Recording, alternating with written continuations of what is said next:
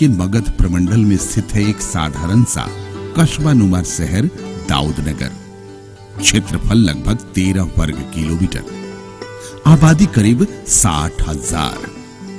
समृद्ध है यहाँ की लोक कला। यहाँ की कुल आबादी में 70% हैं कलाकार।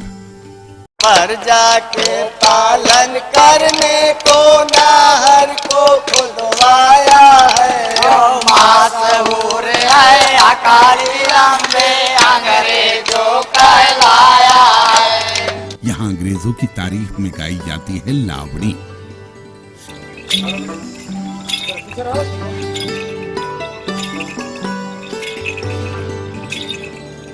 इस शहर को कहते हैं स्वांग कला या नकलों का शहर। खाए के देवो जितिया खुरी भात, खाने के देवो जितिया खुरी भात, देवता पितर के मारवो के। दाऊदनगर की लोक कला संस्कृति से परिचय के पूर्व जानते हैं शहर का इतिहास। औरंगाबाद जिले में सोन नदी के तट पर बसा है दाऊदनगर। इस शहर की प्राचीनता का अंदाजा उत्तर मुगल कालीन किले से लगाया जाता है। इस सोन की कलकल धारा के पश्चिम रोहतास जिला है और पूरब में है मगध साम्राज्य, जो भारत का इतिहास रहा है।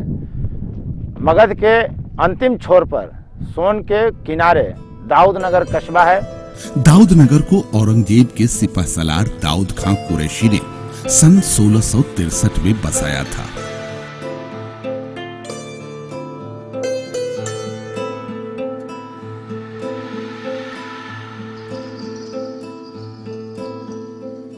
जमीन से जुड़े दुर्लभ कागजातों के अनुसार दाऊदनगर का प्राचीन नाम सिलौता बखारी था। फिल्म प्रोडक्शन टीम ने दाऊदनगर के स्थानीय कला संस्कृति को समर्पित संस्थान प्रबुद्ध भारती की सहायता से आसपास वाले गांव, पुराने एवं नए शहर के लगभग 2 दर्जन से अधिक छोटे बड़े मंदिरों में स्थापित एवं बिखरी मूर्तियों के भग्नावशेष का परीक्षण पुरातत्वविद अनंताशुतोष द्विवेदी से करवाया। धर्मवीर फिल्म प्रोडक्शन की डॉक्यूमेंट्री फिल्म के प्रोजेक्ट हेरिटेज ऑफ मगध से जुड़े हैं हेरिटेज फाउंडेशन के सचिव अनंताशुतोष द्विवेदी। दाऊदनगर के इतिहास के बारे में जैसा हम सभी लोग जानते हैं कि इसकी प्राचीनता इसके किला तक है, जिसे दाऊद खान ने बनवाया था। लेकिन हमारी टीम द्वारा इस जगह के पूरे दाऊदनगर का वैज्ञानिक तरीके से अन्वेषण करने के बाद यह पता चला कि इसकी प्राचीनता तो और ज़्यादा है, क्योंकि हमें उन टीलों के ऊपर प्राचीन काल के अवशेष मिले, जिसमें काफ़ी संख्या में मूर्तियों के अवशेष है। ये सभी मूर्तियाँ ब्लैक बेसाल्ट स्टोन की बनी हुई है, जो पाल काल की तरफ हमें इशारा करती है। आपको बता दें, पाल काल जिसे 8वीं शताब्दी से 12वीं शताब्दी के बीच में माना जाता है। इन सभी मूर्तियों में काफ़ी संख्या में शिवलिंग मिले हैं। इसके अलावा उमा महेश्वर की मूर्ति, विष्णु की मूर्ति, दुर्गा की मूर्ति, बुद्ध के अवशेष भी मुझे मिले हैं, जो इस तथ्य की तरफ इशारा करते हैं कि यह जगह प्राचीन काल में, मतलब कि 8वीं से 12वीं सदी में काफ़ी पुष्पित पल्वित हो रहा था और यह धार्मिक नगरी के रूप में एस्टेब्लिश हो चुका था।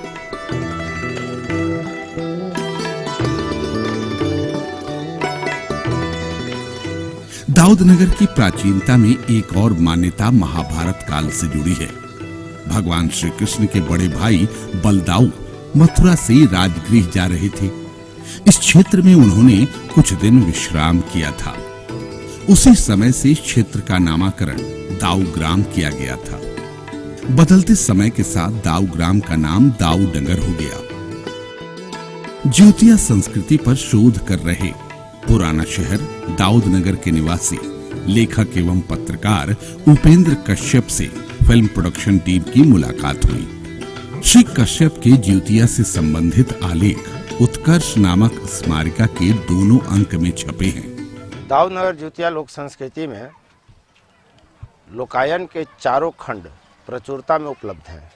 नृतत्व शास्त्रियों ने माना है कि लोक संस्कृति का 4 भाग है: लोक साहित्य, लोक कला, लोक विज्ञान और लोक व्यवहार। इन चारों की उपस्थिति प्रचुरता में देखी जाती है।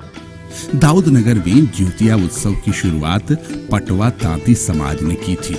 पटवा तांती समाज के शंभू कुमार का कहना है, बुंदेलखंड से सोन नहर की खुदाई के लिए यहाँ मजदूर वर्ग को लाया गया। तिरहुत से जो बुनकर समाज के लोग थे वो भी यहीं पर रहते थे। धागा निर्माण से लेकर गमछी तौली बनाने का अपना वो कारोबार करते थे, यहाँ पर बनाते थे। ये दोनों आपस में एक पारिवारिक एक सामाजिक रिलेशनशिप डेवलप किए और एक नया समाज का उत्पत्ति हुई जो तांती पटवा समाज के नाम से जाना जाता है, जो शहर के बीचों बीच है और ये मोहल्ला भी है जिसको हम लोग पटवा टोली कहते हैं। कि करीब 150 साल पहले दाऊद नगर में जिउतिया उत्सव की शुरुआत हुई। इसके बारे में केवल बुजुर्गों से मौखिक या लोक गीतों में सुनते हैं। मजदूरों की संस्कृति होने के कारण उस समय के फोटोग्राफ या पेंटिंग उपलब्ध नहीं है। जिउतिया उत्सव की 150 साल पहले हुई शुरुआत को पेंटिंग के माध्यम से दर्शाने के लिए फिल्म प्रोडक्शन टीम ने फाइन आर्ट के छात्र विकास कुमार की मदद ली। विकास पटवा टोली दाऊद नगर के निवासी हैं। पटवा तांती समाज ने ही सर्वप्रथम जिउतिया इमली तल पटवा टोली में शुरू किया था। हैजा प्लेग हुआ था वही घड़ी कोई आए थे। दाऊद नगर के लोगों ने महाराष्ट्र के ओझा गुनियों से संपर्क किया। प्लेग से निपटने के लिए जब यहाँ ओझा गुनी आए तो उन्होंने शहर का भ्रमण किया। शहर के चारों कोण पर बम्मा देवी की स्थापना की, जिसे हम प्लेग देवी भी कहते हैं। चावल के दाने छींटे गए और लोक उत्सव का आयोजन किया गया।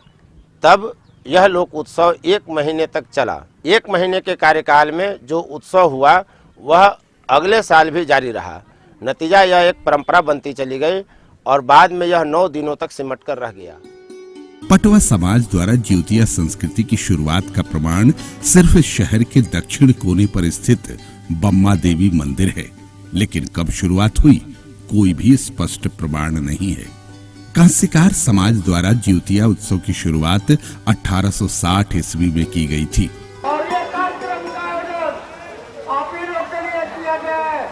दाऊद नगर कसरा टोली मोहल्ला में जितिया का शुरुआत आश्विन अंधरिया था, कृष्ण पक्ष दू था और विक्रम संवत 1917 था।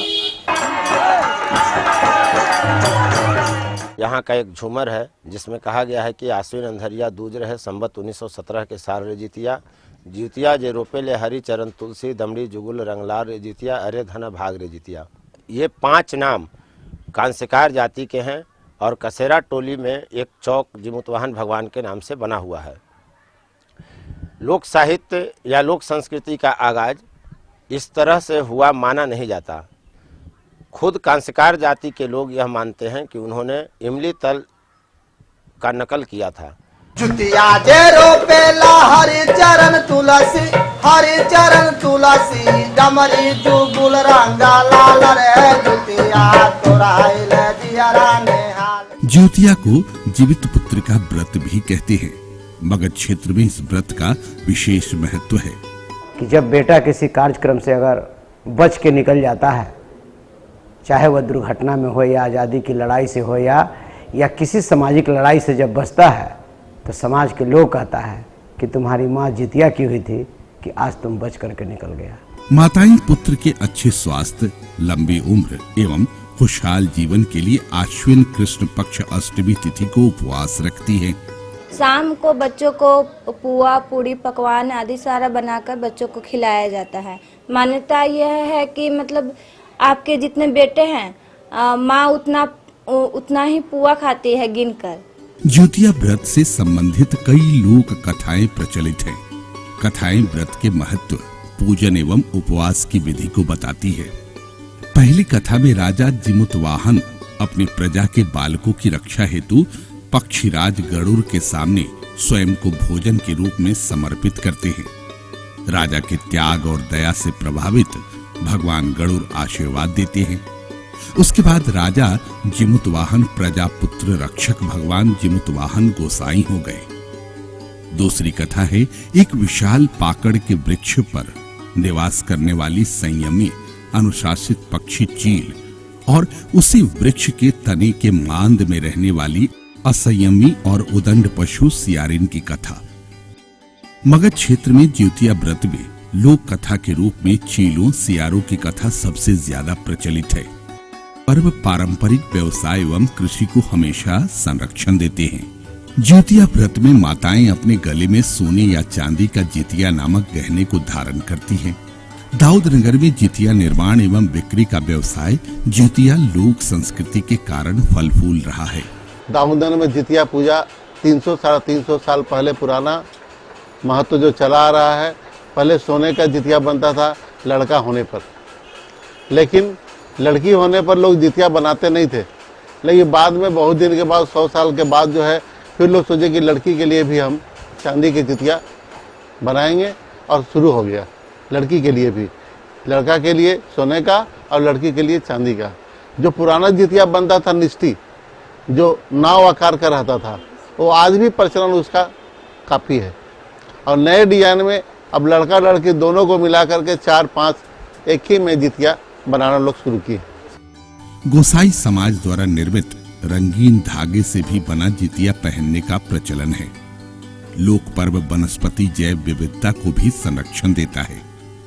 जितिया में नोनी का साग, कंदा और मड़ुआ का आटा खाने का विशेष महत्व है। वो जितिया के नहा धोवा के नोनी के साग निगल जाते हैं, जय गोल बेटा बेटी रहता है फूल, और मड़ुआ के आटा की रोटी खाते हैं। नहा धोवा के दाल भात मने साग सब्जी जो होता है से खाते हैं, बस इतना। और वो चूल्हो सियारे को देते हैं। दाऊदनगर में जितिया पर्व 9 दिनों का मनाया जाता है। प्रतिवर्ष आश्विन मास के कृष्ण पक्ष यानी पितृपक्ष के प्रतिपदा से नवमी तिथि तक।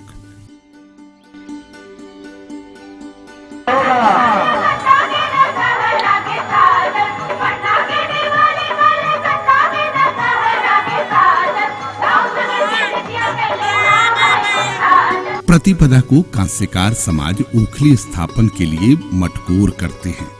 सिर्फ पुरुष वर्ग महिलाओं के लिबास में शाम के समय गाजे बाजे के साथ निकलते हैं। जितिया के नकल में जो भी पात्र होते हैं, स्त्री का हो या पुरुष का हो, पुरुष ही निभाते हैं। जितिया परब जीव के साथ गे साजन, जितिया परब जीव के साथ गे साजन, कहाँ के सुपौर कहाँ के नवाब गे साजन, कहाँ के जितिया कैले नाम है गे साजन, कहवा के जितिया कैले नाम है गे साजन, कहाँ के जितिया कैले नाम है गे साजन, कहवा के जितिया कैले नाम है गे साजन, जगदीशपुर के काजी पटना के नवाब गे साजन। पूरे रास्ते में हंसी मजाक करते हैं। मटकोर के बाद रास्ते में आने वाले सभी देव स्थलों की पूजा अर्चना करते हैं और झूमर भी गाते हैं।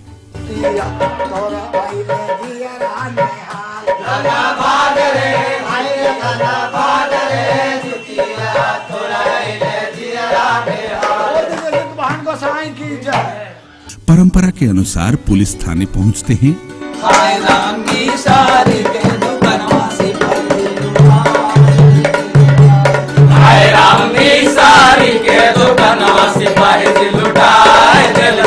और कर्मचारियों के साथ हंसी मजाक करते हैं।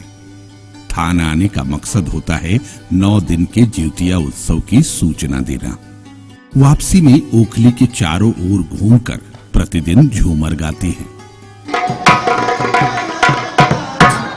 दाऊदनगर ज्योतिया महोत्सव का खास आकर्षण है यहाँ की स्वांग कला।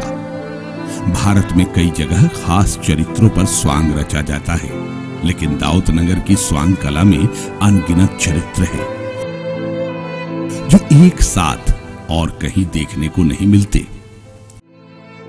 स्वांग में किसी प्रसिद्ध रूप की नकल की जाती है, इसलिए यहाँ के स्थानीय लोग स्वांग रचने को नकल कहते हैं। स्वांग कला का भारत के समाज में महत्वपूर्ण स्थान है। दाऊदनगर की स्वांग कला को 2 भागों में व्यक्त किया जा सकता है, पारंपरिक स्वांग और आधुनिक स्वांग। दाऊदनगर ज्योतिया लोक संस्कृति में पारंपरिक नकलों का बहुत महत्वपूर्ण योगदान है। नकल हम लोगों के यहाँ 3 गो मने प्रचलित था।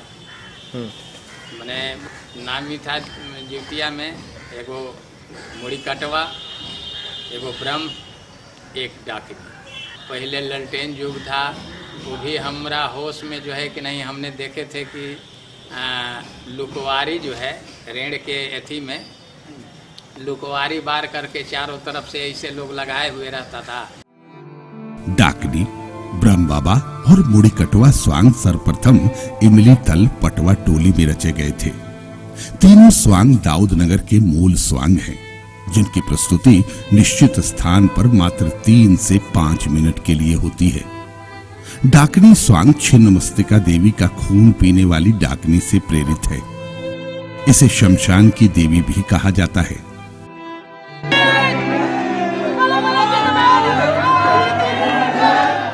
मुड़ी कटवा स्वांग आज भी पहले जैसा ही रोमांचित एवं दिल दहला देने वाला स्वांग है, जो बंगाल के जादू या तिलस्मी खेल से प्रेरित है।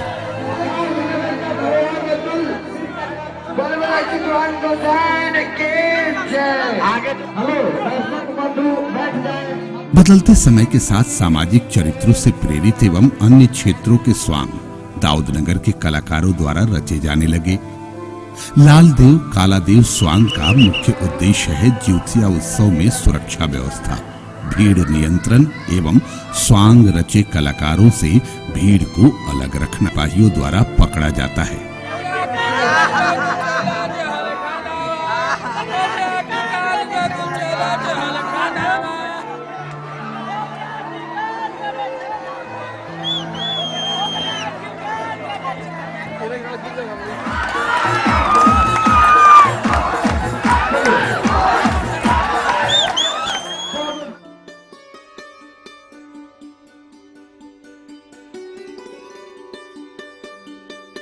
हमारे कार्यकर्ताओं के दम पर, हमारे कार्यकर्ताओं के बल पर होता है।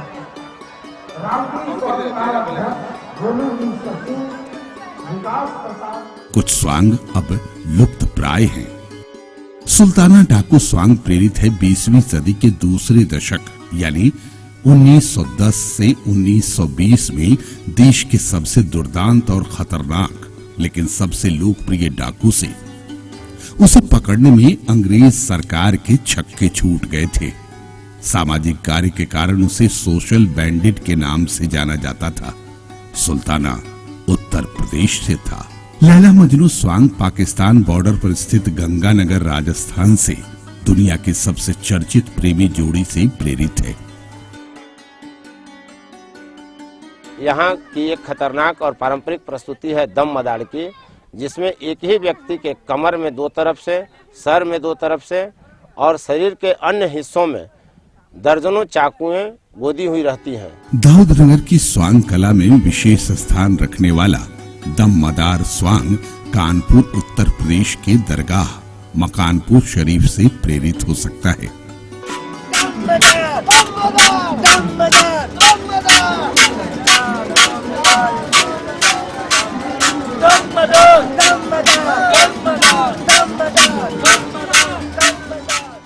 मुस्लिम संत हजरत सैयद बदिउद्दीन ज़िदा शाह के उर्स में इस तरह के खूनी करतब दिखाने की परंपरा रही है। साथ में यहाँ पर आए लोग नारा लगाते हैं, दम मदार बेड़ा पार।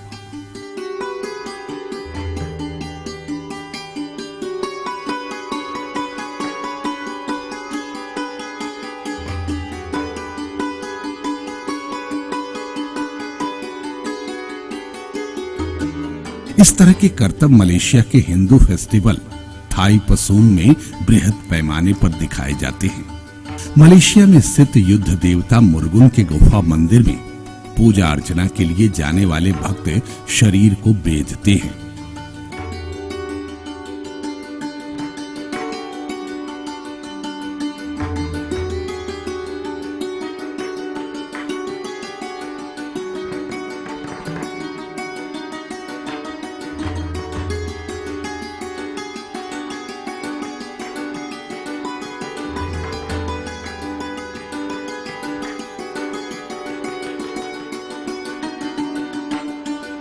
शरीर बेधने की परंपरा देश विदेश के लगभग सभी आदिवासी संस्कृतियों का मुख्य अंग है।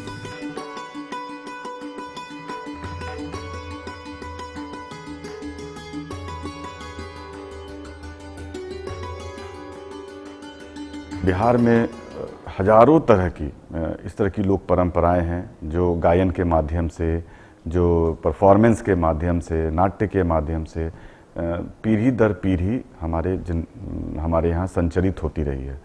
और ऐसी हजारों परंपराओं को संरक्षित करने की ज़रूरत है। जिउतिया का आपके दाऊदनगर में मनाया जाना या उस इलाके में मनाया जाना अपने आप में एक बहुत बड़ी बात है। मुझे लगता है कि यह कहीं न कहीं से जो आदिवासी की जो परंपरा है उनसे सीधे जुड़ता है। और ये आदिवासी या लोक कलाओं की जो संस्कृति रही है, तो बिहार तो उसका एक बड़ा केंद्र रहा है। पहले अनडिवाइडेड बिहार जब था तो वहाँ भी झारखंड और बिहार को लेकर के आप देखें तो आदिवासी काफ़ी संख्या में आ रहे हैं। और आज भी डिवाइडेड बिहार यानी कि अब जो बिहार है इसमें भी आदिवासियों की अच्छी खासी संख्या है। और बल्कि ये कहा जाता है कि जितने प्रकार आदिवासियों के झारखंड में है उससे एक आध प्रकार यहाँ ज़्यादा ही हैं। जो आप पूरे बिहार के मार्जिनल इलाके में देखें, मतलब यानी कि जो इसका पेरीफेरी है, पेरीफेरी में आप देखेंगे कि सारे आदिवासी रहते हैं। यानी कि रोहतास आप जिधर औरंगाबाद में हैं, या फिर इधर चले जाएँ बांका, पूर्णिया, कटिहार से होते हुए पूर्वी चंपारण और चंपारण तक चले जाइए जहाँ की वहाँ भी आदिवासी रहते हैं। तो यानी कि पूरे बिहार के पेरीफेरी में आदिवासियों की अच्छी खासी जमात है। यह शो करता है कि हमारी जो परंपराएं हैं वो आदिम परंपराएं हैं, यानी कि जो इतिहास से और इतिहास के भी पूर्व से जो इतिहास हम जानते हैं उससे वे जुड़ी हुई हैं। और यह परंपरा अलग अलग ढंग से हमारे यहाँ बचाई जाती रही है। और जिउतिया का जो त्यौहार है यह उसी परंपरा का द्योतक है, उसी परंपरा के क्रम में है जो कि हम जिस तरह से देखते हैं, जिस तरह से शरीर को भेद करके या अलग अलग ढंग से स्वांग की परंपरा, तो ये स्वांग की परंपरा और ये जब आप देखेंगे तो ये आदिम परंपरा है। आदिम परंपरा को आप अगर इस ऐसे भी थोड़ा और विस्तारित करके देखिएगा तो पूरे भारतीय उपमहाद्वीप में ये चीज़ें फैली हैं। और बल्कि आप ये भी कहिए कि आपको ये परंपरा अफ्रीका से भी मिलती जुलती लगती है। तो आप जानते हैं कि एक समय में कभी अफ्रीका और भारत एक ही प्लेट से जुड़े हुए थे।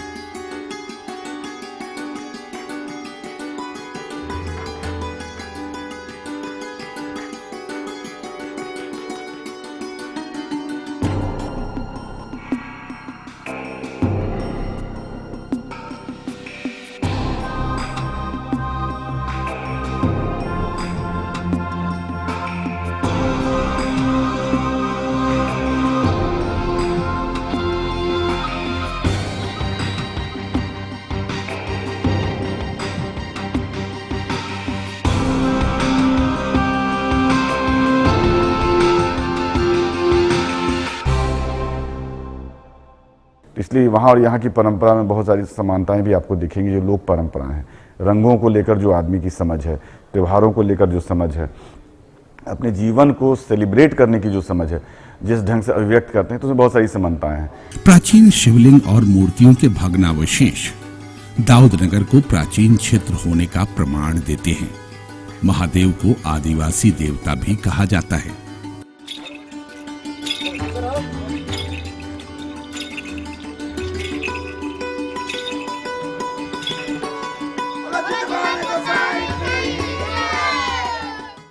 अनुमान लगाया जाता है कि दाऊदनगर में आदिवासी संस्कृति रही होगी। यही संस्कृति आज भी दाऊदनगर की स्वांग कला में जीवित है। और आदिवासी संस्कृति का दूसरा प्रमाण है किसी मुख्य या पवित्र स्थान या वस्तु की परिक्रमा कर जश्न मनाना।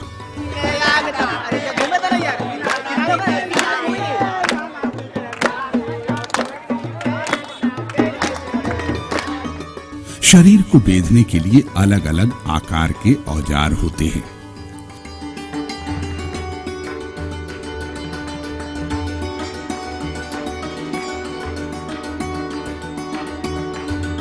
स्थानीय कलाकार आम बोलचाल की भाषा में शरीर बेधने को शरीर में औजार चढ़ाना बोलते हैं।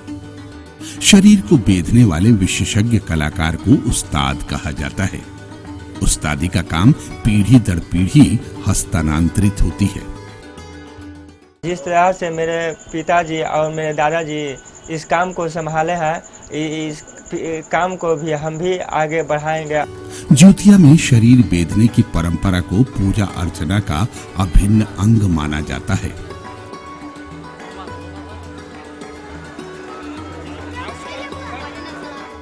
एक बात मुझे कॉमन दिखी इन कलाओं में कि इन श्रमिक जातियों के लोगों ने वियोग को साधा है, दुख को साधा है, अलग अलग फॉर्म में दुख को अभिव्यक्त करते हैं।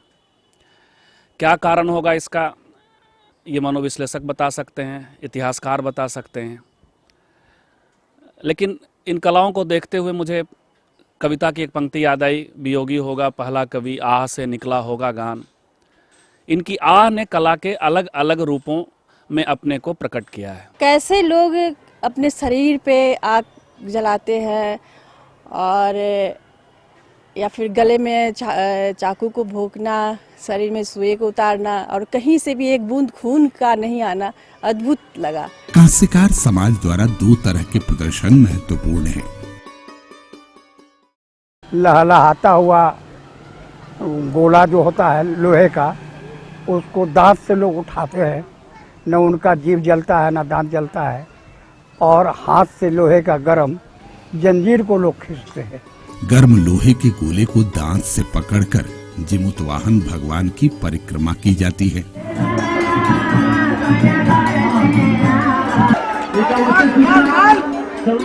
दूसरे प्रदर्शन में गर्म दहकते जंजीर को कलाकार नंगे हाथ से खींचते हैं।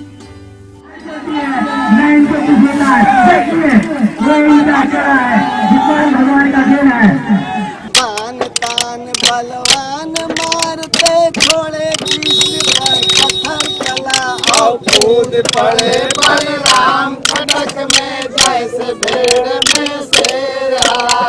ओ रघुबर कहाँ कटक संघारे भागे। आधुनिक सांग रचने में युवाओं की मंडली की महत्वपूर्ण भूमिका होती है।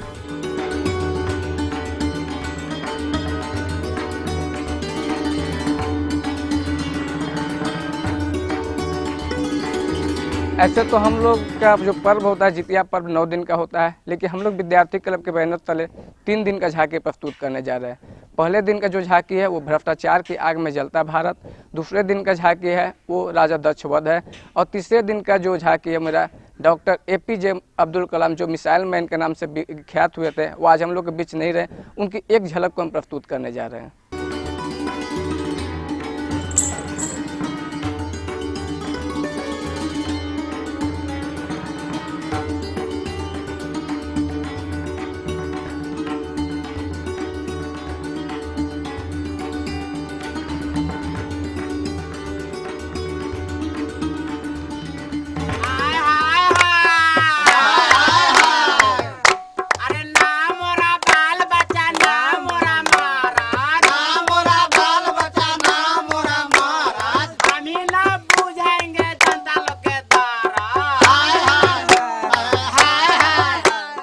यह टीम ऐसे लोगों की टीम है जो दिन भर की मजदूरी करते हैं और कमाने खाने वाले लोग हैं, और ऐसे लोग यहाँ की जितिया की परंपरा में जितिया में हिस्सा लेते हैं नकल बनने के लिए, और समाज से वैसे उपेक्षित लोगों को इन्होंने चयन किया है एक्टिंग के माध्यम से, नकल के माध्यम से, जो उपेक्षित वर्ग माने जाते हैं, हिजड़ा कहे जाते हैं।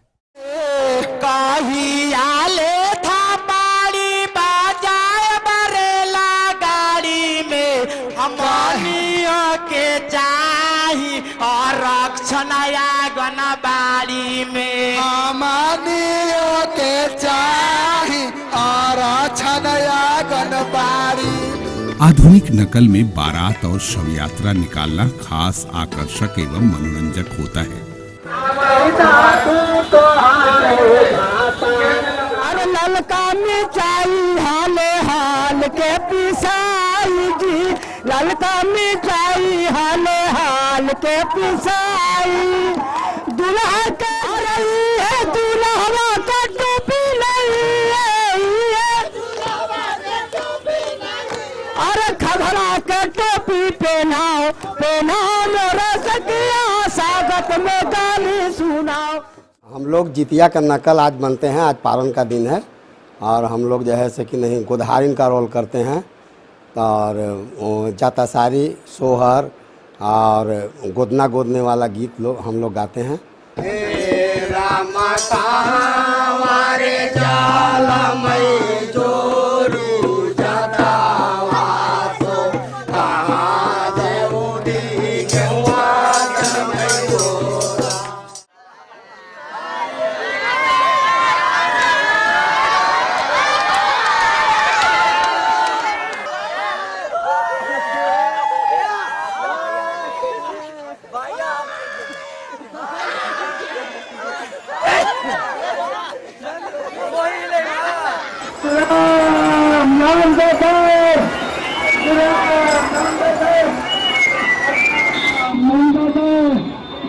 राम नाम देते हैं, श्री राम नाम देते हैं।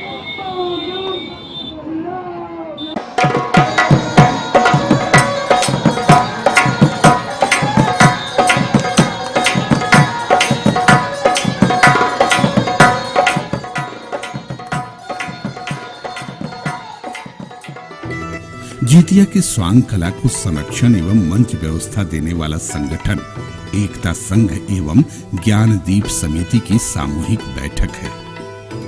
आज पहली बार दोनों संगठन स्वांग कला के संरक्षण हेतु एक मंच पर आए हैं।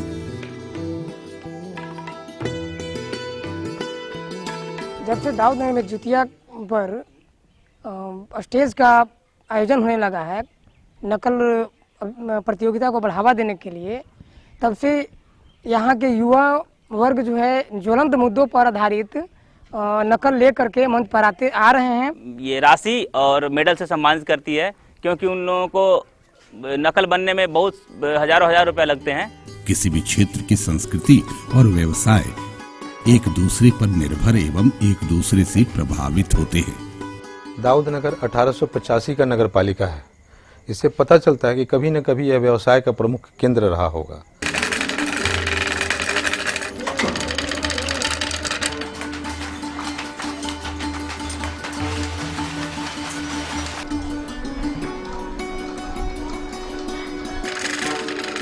सत्रहवीं सदी से 19वीं सदी की शुरुआत तक मगध क्षेत्र में हस्तकरघा उद्योग ईस्ट इंडिया कंपनी के लिए सरदर्द बन चुका था। कंपनी ने हर संभव प्रयास किया था मगध के हस्तकरघा उद्योग को कुचलने के लिए। उस समय मगध में कपड़ा बुनने में दाऊदनगर का महत्वपूर्ण स्थान था।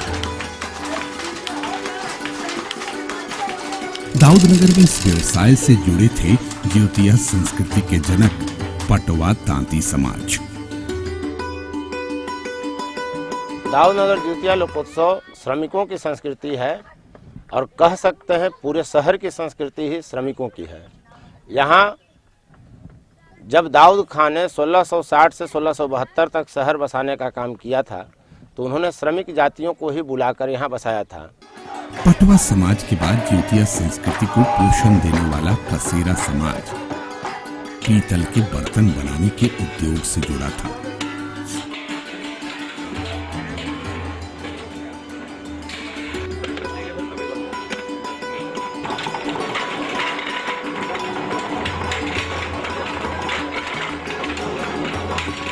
बाद में स्वर्णकारों ने भी ज्योतिया संस्कृति को संरक्षण दिया।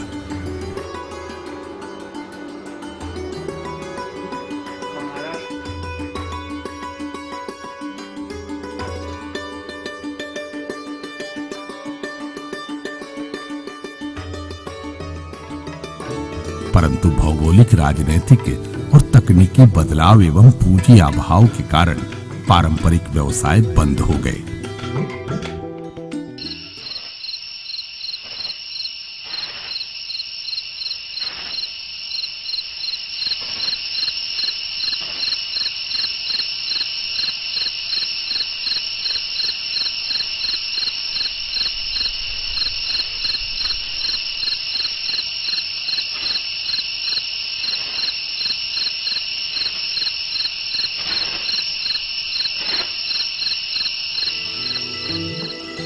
इसका कुप्रभाव ज्योतिया संस्कृति पर पड़ा। ज्योतिया उत्सव 1 महीने से 9 दिन और उसके बाद मात्र 3 दिन का ही रह गया। सिर्फ कसेरा समाज ही किसी तरह 9 दिन का ज्योतिया उत्सव मनाता है।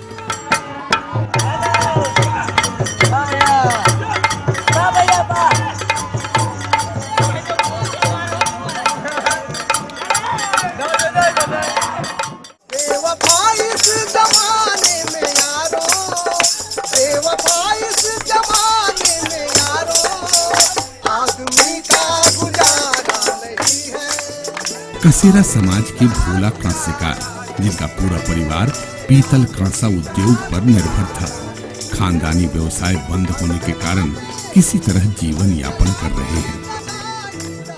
फिर भी ज्योतिया संस्कृति को संरक्षण देने में इनका हौसला काफी बुलंद है।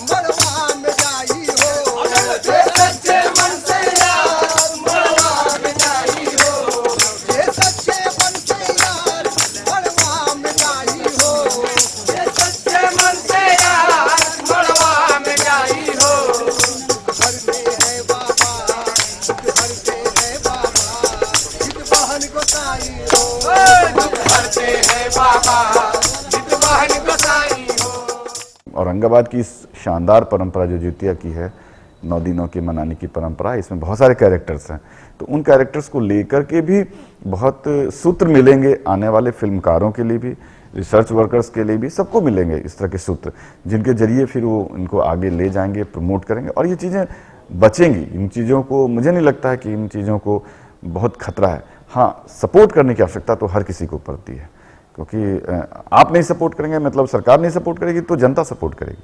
देखिए, आज तक तो जनता के सपोर्ट से ये चीज़ें चल रही हैं और कल्चर कभी भी सरकार नहीं बनाती है, ये हमको हमेशा ध्यान रखना चाहिए। कल्चर जनता बनाती है, जनता की ही चीज़ है, सरकार की भूमिका सिर्फ फैसिलिटेट करने की होती है। तो ये जनता की संस्कृति है और जनता इसको बचाएगी ही, चाहे इसमें कोई मदद करे ना करे। स्वांग रचने में बच्चे काफी उत्साहित होते हैं।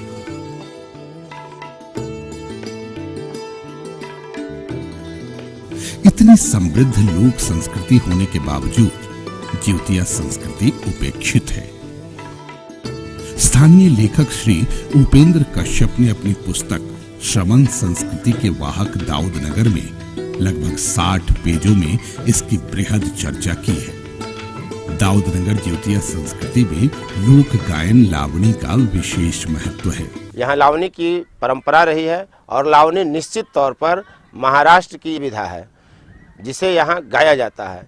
महाराष्ट्र से दाऊदनगर का जुड़ाव का वजह यहाँ के बुनकर समाज था। महाराष्ट्र के कपड़ा मिलों में यहाँ के बुनकर काम करते थे और यही वजह थी कि जब यहाँ प्लेग की महामारी फैली तो उन लोगों ने महाराष्ट्र के गुनियों को यहाँ बुलाया था। महाराष्ट्र में लावणी डांस प्रसिद्धि में है।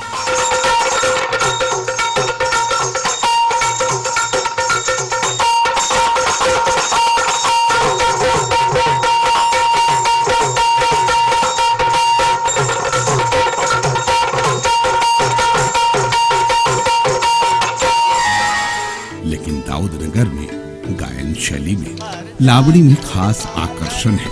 अंग्रेज सरकार की तारीफ और नहर निर्माण के महत्व से जुड़ी बातें।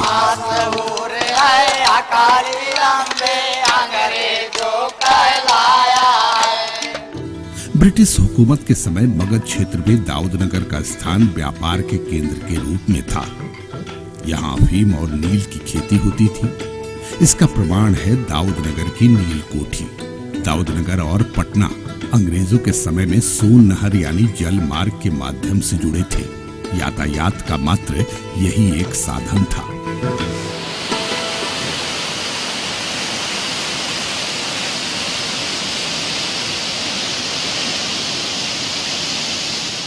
अंग्रेजों के टाइम में यहाँ पे लॉ एंड ऑर्डर का बड़ा प्रॉब्लम हुआ करता था, तो अंग्रेजों को लगा कि अगर इस ज़मीन को सिंचित कर दिया जाए तो लोगों को कृषि से अच्छी आय होगी और कानून व्यवस्था की स्थिति अच्छी हो जाएगी। तो अंग्रेजों ने इस नहर को 100-150 साल पहले बनाया। पहले तो दूरबीन लगाकर सरबराह को देख लिया और दूसरे में कंपास लगाकर बेलदारों ने चास लिया। हरिद्वार से नक्शा लाकर नहर खोदन शुरू किया। जगह जगह पर सब लोग ने ठेकेदार को ठिका दिया।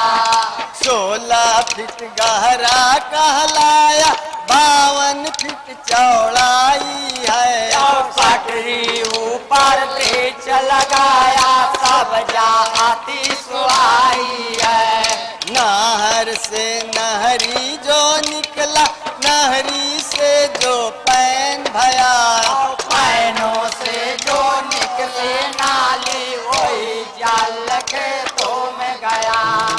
लावणी में अंग्रेजी सरकार की तारीफ से अनुमान लगाया जा सकता है कि जिउतिया लोक संस्कृति को अंग्रेजों ने संरक्षण दिया था। मगध क्षेत्र पर बौद्ध धर्म का विशेष प्रभाव रहा है। कई साहित्य ग्रंथों में भगवान बुद्ध के इस क्षेत्र से गया होते हुए सारनाथ का आवागमन लिखित है।